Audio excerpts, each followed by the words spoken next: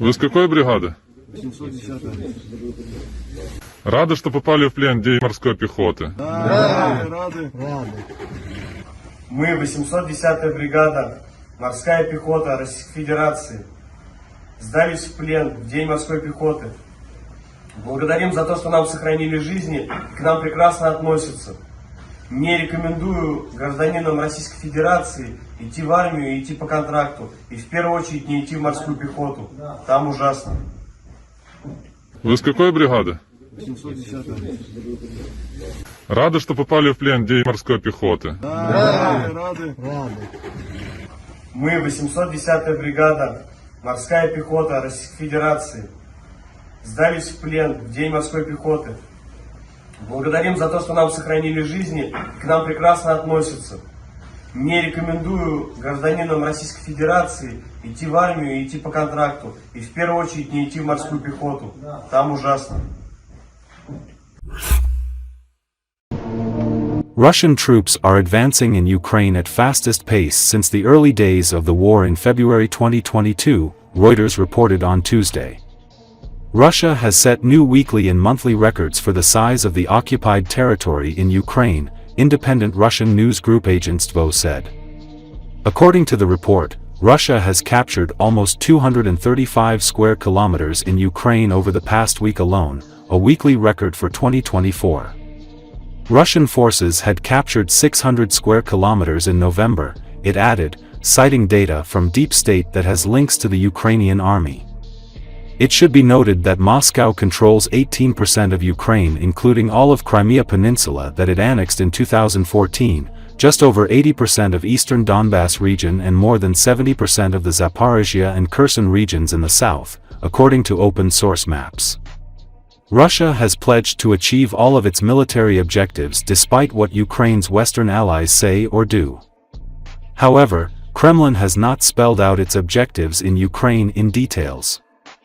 Last week Russia used a hypersonic intermediate-range missile on Ukraine for the first time. The move came after Ukraine struck Russian territory with Western-supplied ATACMS and Storm Shadow long-range missiles.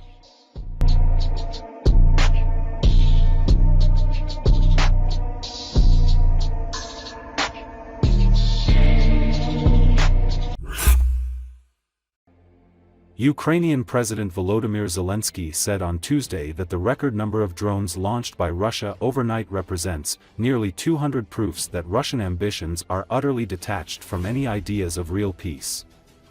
Russia launched 188 drones against most regions of Ukraine in a nighttime blitz, the Ukrainian Air Force said Tuesday, describing it as a record number of drones deployed in a single attack.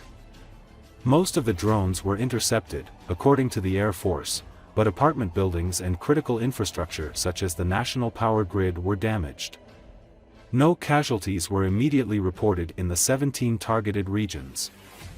Russian drones were shot down in Kiev, Cherkasy, Kirovohrad, Chernihiv, Sumy, Kharkiv, Poltava, Zhytomyr, Khmelnytsky, Vinnytsia, Chernivtsi, Ternopil, Rivne, Zaporizhia, Dnipropetrovsk, Odessa, and Mykolaiv regions. In addition to the drones, the Russians launched 4 ballistic Iskander-M missiles. І це було значне збільшення тиску на Україну через такий терор. І важливо, що нам вдається захистити наших людей, нашу інфраструктуру від більшості таких загроз. Але, на жаль, не на 100%. У Тернопільській області досі триває ліквідація наслідків удару. Майже 200 російських дронів проти України за добу – це майже 200 доказів, що російські бажання вкрай далекі від будь-яких ідей про справжній мир. Ukrainian President Volodymyr Zelensky stressed on Monday that Ukraine will respond to Russia for everything it does. His comment came in a video address after the latest Russian strikes hitting civilian areas in Kharkiv and Odessa.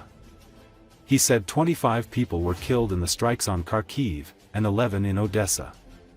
It is crucial that these attacks, each one of them, do not go unanswered, not only by us, he added, emphasizing the need for a strong response from Ukraine's Western allies. In addition, Zelensky praised the UK's decision to sanction 30 ships in Russia's so-called shadow fleet that have been skirting restrictions to transport billions of dollars of petroleum. He requested that other allies, including EU countries, follow suit and support these sanctions, adding that it's an important step. The military campaign in Ukraine surpassed 1,000 days last week, and the milestone coincided with a significant escalation in hostilities. Allah and Israeli troops out of southern Lebanon. Зараз вже завершились рятувальні роботи в місцях влучання російських ракет. Харків, 25 людей постраждали. Удар попередньо С-400. Одеса, 11 людей постраждали. Удар попередньо Іскандером. По цивільній інфраструктурі, по звичайній житловій забудові. Ми відповімо Росії обов'язково на все, що вона робить. І важливо, щоб такі удари, кожен з них, не залишились без належної відповіді, не лише нашої. Не повинно бути навіть натяку на нормалізацію російського терору, на звикання до нього. Сьогодні є нове рішення Британії щодо санкцій проти тіньового танкерного флоту, 30 танкерів санкціоновані. Це важливий крок.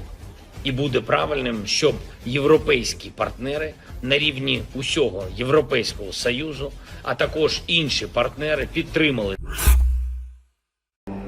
The UK government recently delivered a new batch of long-range Storm Shadow cruise missiles to Ukraine. This shipment follows the decision by London to lift restrictions on the Ukrainian armed forces' use of this weaponry, reports Bloomberg. According to a Western news agency, the Storm Shadow missiles were sent to Kyiv following a recent decision by the United States and the UK to allow Ukraine to launch long-range strikes on targets within Russia. Bloomberg, citing informed sources, reported that dozens of Storm Shadow cruise missiles were delivered to Ukraine. However, the sources declined to specify when exactly the missiles arrived or provide the exact number, citing security concerns. The delivery of this new batch of Storm Shadow missiles marks the first under the leadership of UK Prime Minister Keir Starmer, who has pledged to continue supporting Ukraine in its defense against Russia's military aggression. The deliveries, which were not publicly announced, took place several weeks ago and were ordered after Kyiv ran low on the long-range missiles.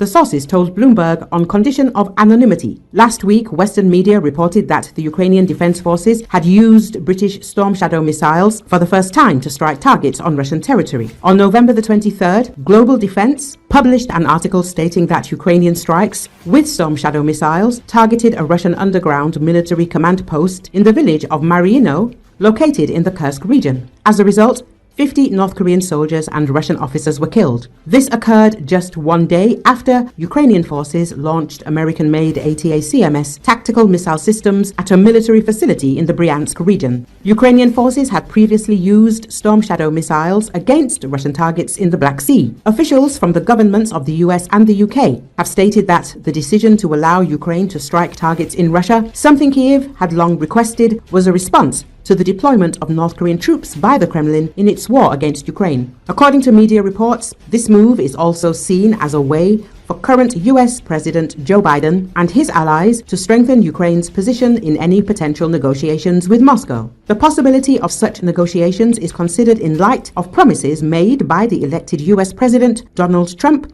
to quickly end the war between Russia and Ukraine. Storm Shadow missiles are air-launched, precision-guided weapons with a range of over 250 kilometers. They are capable of flying at low altitudes, at high speeds, using a combination of inertial navigation, GPS, and terrain-following systems.